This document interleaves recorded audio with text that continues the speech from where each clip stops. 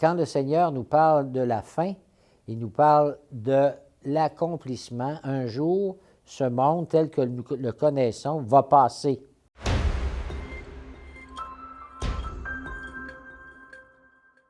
Alors, bonjour et bienvenue au balado du jour de Ondes de choc. Alors, aujourd'hui, on va être avec l'abbé André Gagné. Je m'appelle Amélie Martineau-Lavallée. Et puis, notre thème aujourd'hui, c'est l'abbé Gagné. Oui. Sommes-nous proches de la fin du monde? C'est la question. Oui, c'est la question. La fameuse fin du monde. C'est drôle, j'étais tout jeune et puis on parlait de ça. OK. J'avais une dizaine d'années, à un moment donné, la fin du monde, ça va être la fin du monde. C'est comme si après la Deuxième Guerre, je sais pas, parce que les parents ou les gens étaient comme un peu préoccupés par ça. Ils ont pensé à un moment donné que ça serait la fin du monde, tellement que c'était grave, là, tu sais, comment l'humanité, c'est quand même des guerres mondiales, là, Oui. l'humanité était brassée. Puis, alors, on s'est mis à... on avait peur de ça. On avait l'impression que l'an 2000, c'était à la fois loin dans le temps, là, mais proche aussi. Il y avait comme une espèce de peur, d'angoisse qui nous faisait craindre le pire.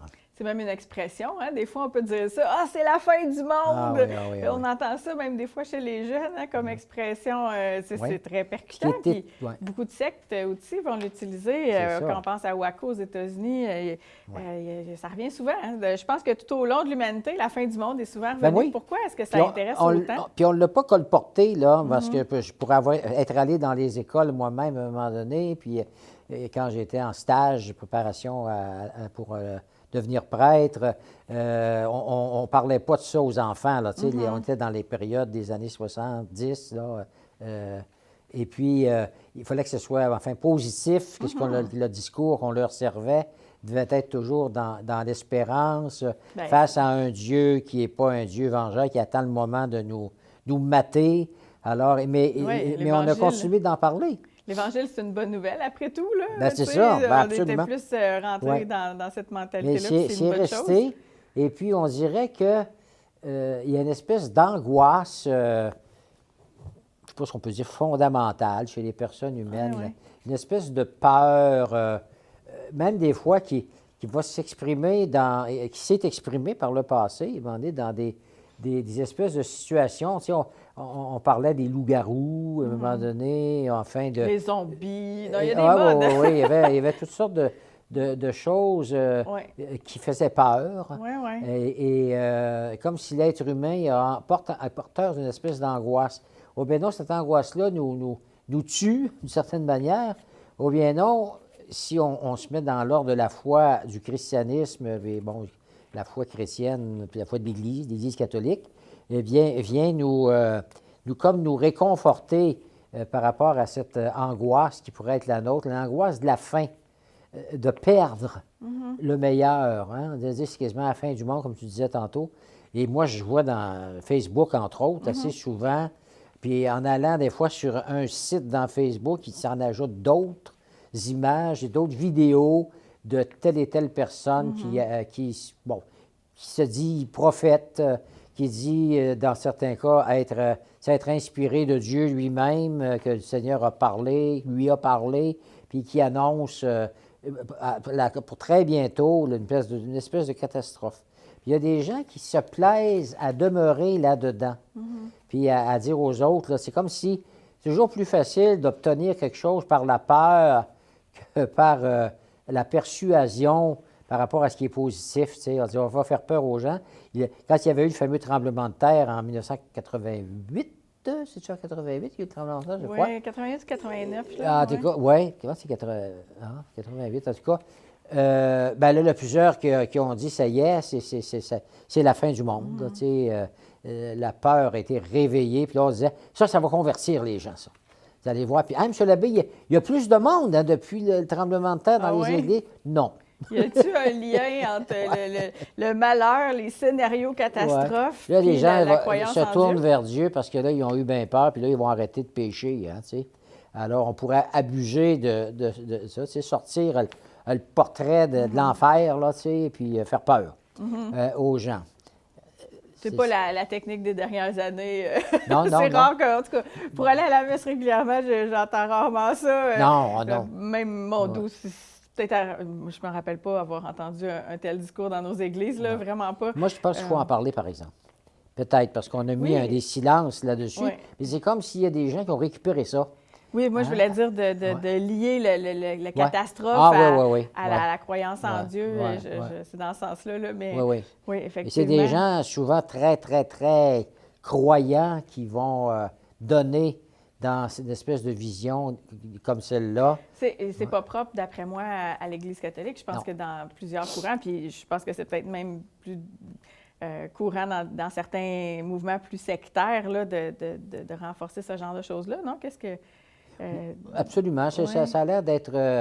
peut-être dans la société là, dans laquelle on est actuellement, qui n'a pas répondu aux attentes qu'on pouvait avoir dans les années, fin des années 60, des années 70. On avait l'impression là, que ça allait...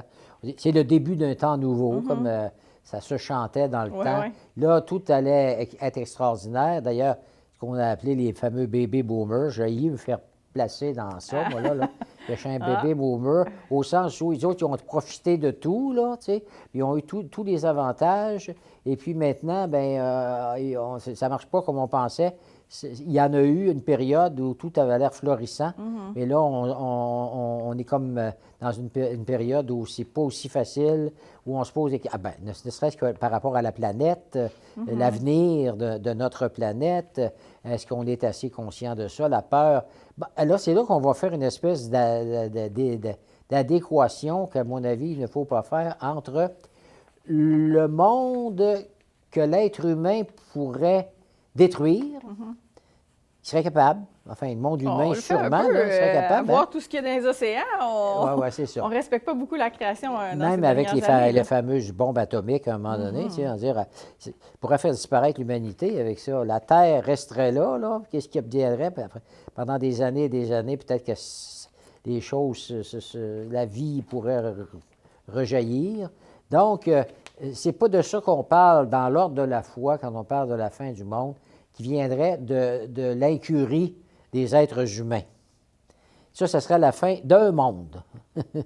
Mais la fin du monde, positivement, c'est l'accomplissement du monde. On sait que même l'univers, il va passer. Pourquoi? Parce qu'il est régi déjà par des forces physiques qui font que quand il y a un élan, tu sais, qui a été donné, on parlait du Big Bang, puis tout ça, mais à un moment donné, ça va être comme une balle que tu as lancée en l'air, puis quand tu es rendu aussi haut qu'elle pouvait aller, et bien là, elle va redescendre, là, tu sais. Alors, et puis, l'être humain, nous, personnellement, on sait qu'on n'est pas éternel.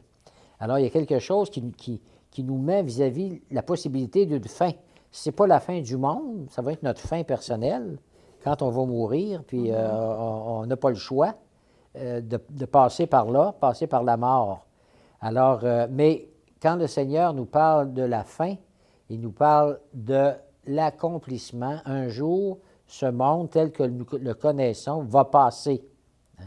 Mais il va passer et va se transformer à cause de Jésus. Il appelle ça la récapitulation.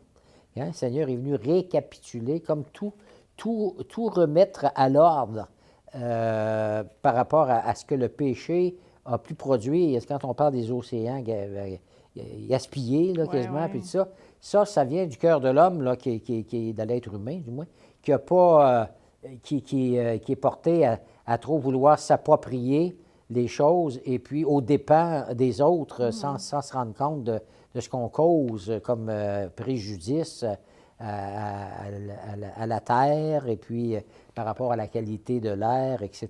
Mais la qualité de l'air, ça a un impact sur ces gens-là aussi, ça Oui. a un impact sur tout le monde. C'est L'eau qu'on boit, il faut voir plus large des fois. Hein? Oui. J'ai un professeur de philosophie qui disait, Stanislas Grigel, qui est vraiment quelqu'un qui m'a marqué dans la vie, puis il disait, il y a deux questions importantes dans la vie, c'est d'où je viens et où je m'en vais. C'est ça. Et puis, dans cette optique-là de fin du monde, comme vous dites un peu, comme comment est-ce qu'on pourrait favoriser la réflexion du « où je m'en vais ». qui, comme chrétienne, évidemment, me fait réfléchir au royaume de Dieu. Comment on fait pour faire advenir le royaume de Dieu sur Terre? Bon, ça, c'est une autre question peut-être, mais comme où je vais, comment on peut répondre à ça? On a pensé que ça se ferait, ça, par une vision politique qui est devenue autre dans le communisme, par exemple, où il s'agissait de donner aux êtres humains des bonnes conditions de vie. Et puis, ce serait ça l'équivalent du ciel, finalement. Ce serait comme le ciel sur la terre. Mais ce n'est pas tout le monde qui allait en bénéficier. Il y en a qui se sont sacrifiés quasiment là, pour bâtir une société soi-disant meilleure où il n'y aura plus de division entre les personnes, où il n'y aura pas de lutte des classes, bon, etc.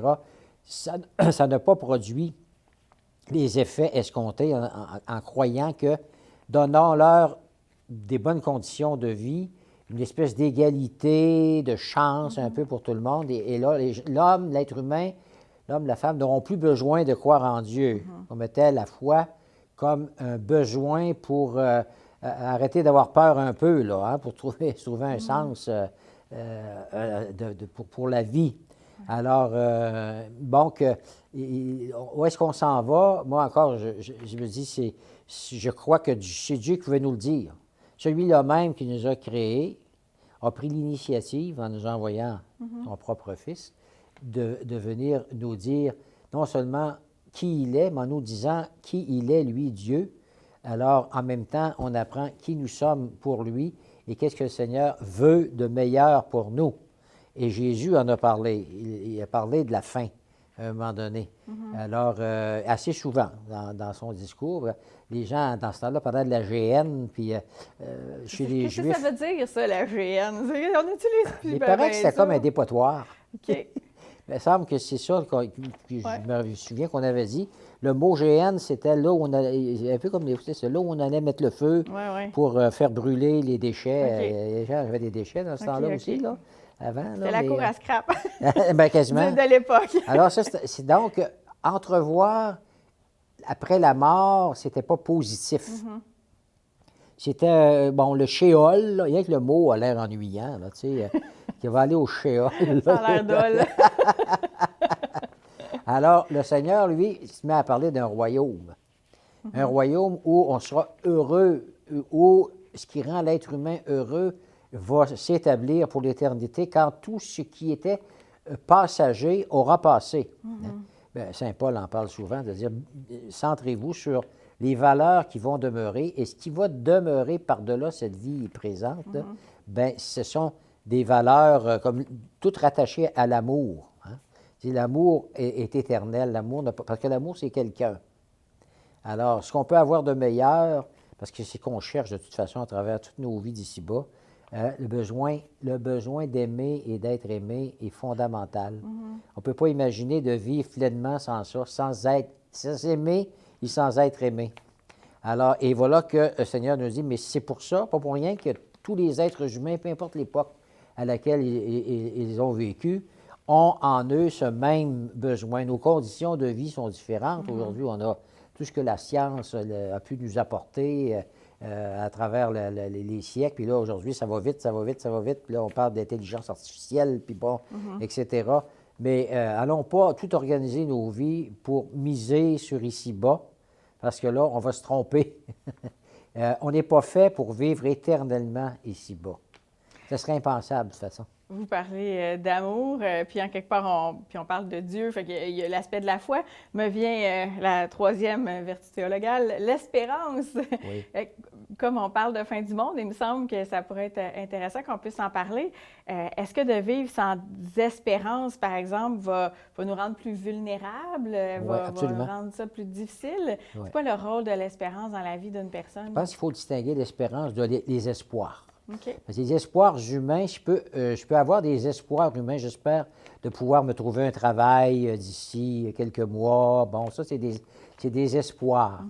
L'espérance comme une vertu, là, justement, alors là, c'est une assurance qui nous est donnée, qu'on attend et qu'on prépare en même temps ce qui s'en vient, ce monde nouveau dont on nous parle dans l'Évangile à cause de Jésus, qui rend possible un épanouissement de la vie. Et même, quand on parlait de récapitulation tout à l'heure, c'est même tout l'univers entier, un monde nouveau, une terre nouvelle. Bon, c'est pas facile pour nous d'imaginer en dehors des images auxquelles on est habitué. C'est pas facile. C'est pour ça que quand le Seigneur Jésus nous parle du royaume, il nous donne des images que nous pouvons comprendre.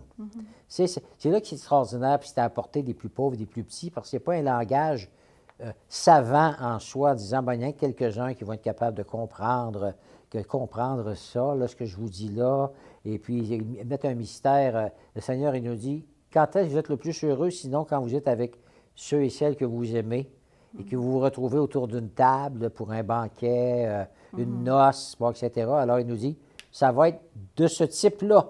Donc, on n'est pas tout seul. Déjà, on comprend qu'on n'est pas fait pour vivre seul, puis que penser à un royaume, après que ce monde aura passé, où est-ce qu'on aurait tous des bonheurs individuels, les uns à côté des autres, là, non. Il y a un partage absolument extraordinaire en celui qui est l'amour. Et là, on parle du ciel, puis en même temps, la fin du monde, c'est la fin de ce monde avec l'aspect de la visibilité, la physique, bon, etc. Et puis, on passe à autre chose. Et ça aide à vivre, ça donne un sens à la vie. Même la mort trouve son sens là-dedans, comme un passage, le dernier des passages. Ça pourrait être la catastrophe, le mur qu'on frappe après avoir espéré toute notre vie, du bonheur, etc. Puis là, c'est comme si tout cela était pour nous tromper, pour nous faire arriver à un moment donné le nez contre le mur de notre propre fin, qui devient très difficile à accepter.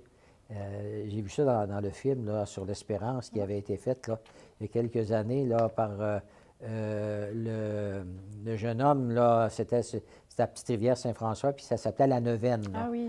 Puis, bon, il y a une grand-mère là-dedans qui, après moi, exprime tout à fait la foi au meilleur, là, quand elle dit, et quand son garçon, en fait, qui est auprès d'elle, puis elle va mourir, là, puis il dit, mais qu'est-ce que ça t'a donné, grand-maman, de croire toute ta vie, garde, là, tu es en train de mourir. Et elle répond, c'est parce que ceux qui n'ont pas la foi n'ont pas l'espérance. Alors, l'espérance est représentée par les coqs, là, qu'on mettait au-dessus des clochers des églises. Ah, OK.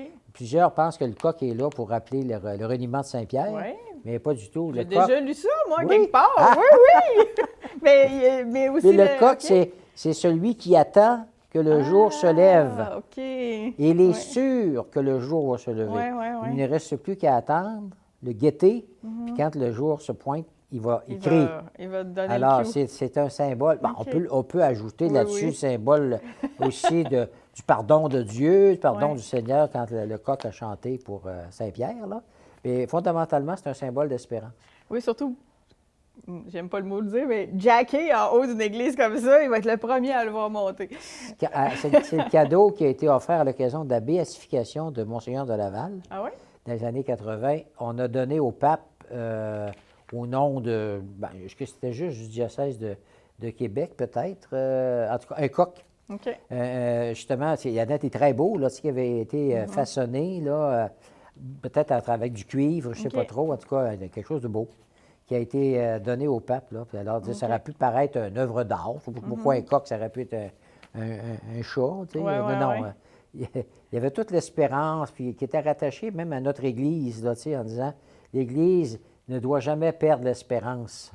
Peu importe les situations, on est dans des situations qui ne sont pas faciles actuellement dans l'Église. Oui. Mais, Et dans le monde. Hein? Ouais. Et on dirait qu'à chaque époque, il y a eu des raisons, il pouvait y avoir des raisons qui pouvaient laisser voir des signes de la fin du monde. Telle guerre, telle affaire, on a l'impression que tel peuple est en train de disparaître, puis tout ça. Et finalement, c'est pas ça. Tu sais. L'autre extrême, ce serait de dire c'est de la foutaise, tout ça, il n'y en a pas. Tu sais, de fin du monde, arrêtons de nous en faire avec ça, là, tu sais, puis imaginez que le monde va vivre toujours. Alors, qu'à un moment donné, les médecins ou la science vont réussir à nous faire vivre. Pas comment est-ce qu'on ferait pour tous vivre, là, si on ramène tous nos grands-parents, qui va leur assurer une subsistance, là, tu sais, à un moment donné. Quand on se met à penser à ça, des fois, les gens ne réfléchissent pas assez en profondeur. Oui, assez loin, les impacts, des fois, on ne réfléchit pas sur nécessairement tous donc, les impacts. on n'est pas juste en attente passive, comme si, on vit ce qu'on a à vivre ici-bas, puis après, on va passer à d'autres choses. Il y a un lien. Quand je vis ici-bas, je dois déjà manifester à Dieu que je veux aller là où lui a dessein de me conduire, en vivant des valeurs qui durent, en vivant de l'amour, puis avec l'amour, la bonté, la douceur, la tendresse, la délicatesse, bon, tout ce qu'on voudra. Donc, version Église chrétienne de l'espérance, c'est positif, et puis c'est pas passif. Non. On prépare la venue du Seigneur parce que c'est rattaché la fin du monde à le retour du Christ.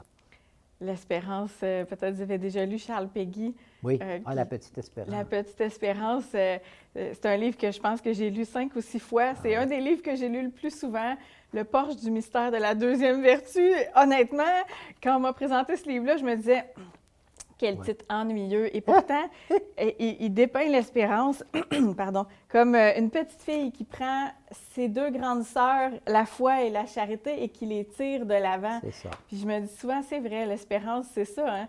C'est quelque chose qui est comme un moteur qui nous fait avancer. Oui, ça va avec la foi. Qui nous donne de l'élan. Ça va avec la foi, effectivement, parce qu'il n'y aurait pas de vraie foi sans espérance. Parce qu'il pourrait y avoir une foi qui est « j'ai confiance en Dieu », un peu comme chez les débuts après Abraham, là, tout ça, tu sais. On ne croyait pas encore à une vie attirante, si on peut dire, pour après la mort, là, tu sais. Alors donc, la foi, c'était faire confiance en Dieu, il me fait une promesse, mais ça va être une terre que je vais avoir. À un moment donné, tout ça, dans le Christ, a débordé à plus qu'une terre concrète ici-bas, mais le royaume de Dieu pour après cette vie présente. Et effectivement, l'espérance, elle nous permet d'avancer dans la foi, mais on avance dans la foi. On s'en va, c'est comme ancré dans l'espérance. La confiance est ancrée dans la promesse que Dieu nous a faite, puis on est sûr qu'il va tenir sa promesse.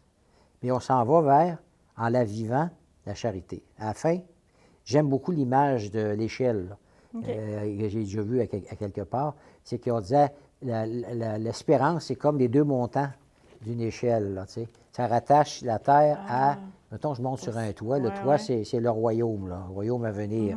Alors, l'espérance, et la foi, c'est les bâtons, là, les marches. Les marches. Alors, c'est ancré dans l'espérance. Parce que c'est ce qui nous permet. Quand tu es rendu en haut, tu n'as plus besoin de l'échelle, la charité. C'est beau! J'avais jamais entendu ça. C'est une belle image. C'est bien fait de le dire. Oui, vraiment. Dernière petite question, peut-être un peu une colle. Des fois, on interprète des passages bibliques, puis là, on parle de fin du monde. Alors, il faut que je pose la question. Comme dans l'Évangile, on nous parle d'être attentif aux signes des temps. C'est ça. Et puis, des fois, on peut justement ressortir cette phrase-là un peu... comme bon nous semble. Oui, il faut être attentif aux signes des temps. Comment on peut être attentif aux signes des temps? Bien, je pense que dans ce qui se passe autour de nous, ce qui nous amène à tirer le meilleur là, d'une situation qui nous fait... La pandémie là, qu'on vit actuellement, veut pas, elle nous fait prendre conscience de notre fragilité humaine et peut avoir, justement, dans l'espérance... le rôle de nous faire penser qu'on ne peut pas miser juste sur nos efforts humains pour que ce monde soit meilleur, bon, etc. On vit des souffrances, etc., des épreuves. Alors, c'est être capable de voir le signe des temps.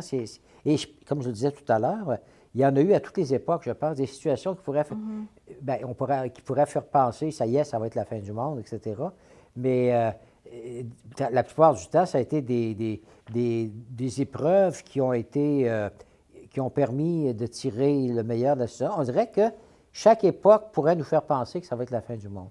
Là, on dit, oui, mais là, c'est pas pareil. Là, on est en 2022, puis là, à cause de ceci, de cela, puis là, on pense à la fin d'un monde que l'être humain pouvait faire advenir, alors que la fin du monde, au sens de la foi, du christianisme, ça ne viendra pas de l'homme, ça va venir de Dieu. Jésus disait, personne ne sait le jour, la date. Essayez pas de mettre faire des calculs, puis aller chercher des petites phrases dans la Bible, puis prendre des chiffres ici, puis additionner ça, puis dire, bon, ça va être en 1998, comme d'aucuns l'avaient dit, parce que 3 fois 666, le chiffre de la bête, là, ça donnait 1998. Là, c'était annoncé par d'aucuns que ça allait être la fin du monde. Là, bien, c'est pas ça, là. Tu te dis, ben là, vous nous avez trompés, on a l'air fin, on a cru à ça, là, nous autres, là, tu sais. On a eu peur, alors que, bon, là, de 2020, c'est la fin du monde. Ça peut être demain, ça peut être dans 2 mois, ça peut être dans 2000 ans encore, on ne sait pas. Mais le fait qu'on ne le sait pas, ça nous aide à mieux vivre. Autrement, on se dit, c'est pour dans 2000 ans, alors mangeons, buvons, profitons de la vie. Il faut comme penser que ça va venir à l'heure de Dieu et que je dois être dans une situation d'attente. Voir les signes des temps qui me rappellent ma fragilité me met en attente positive de ce qui va venir de Dieu, puis qui va être le meilleur pour ceux qui l'auront attendu, ceux qui auront fait le choix dans leur vie d'ici-bas, dans toute la mesure du possible, de toute leur bonne volonté, faites le choix de ce qui va demeurer, non pas de ce qui passe. J'ai plus rien à rajouter. Je me disais simplement, puis ça pourrait peut-être être un thème d'émission à venir, mais même si on ne sait pas la fin du monde quand elle arrivera, ça n'empêche pas qu'il faut quand même prendre soin de notre maison commune. Oui. François en a parlé dans l'audace aussi, dans Louis sois-tu, de la terre et de faire attention, parce qu'on a abordé le sujet aussi des océans de plastique. Oui. Peut-être que ça pourrait être un sujet pour comment on pourrait, c'est quoi l'urgence de continuer à prendre soin de la création, même si on ne sait pas... Comme je disais, ce n'est pas une attente. Le fait qu'on n'est pas en attente passive, ça nous oblige déjà à bâtir déjà ici-bas ce monde nouveau, non pas dans l'égoïsme et la recherche de nous-mêmes, mais c'est vrai que c'est une bonne question qui mériterait d'être approfondie parce qu'on n'a pas réglé tout le problème. Non, effectivement.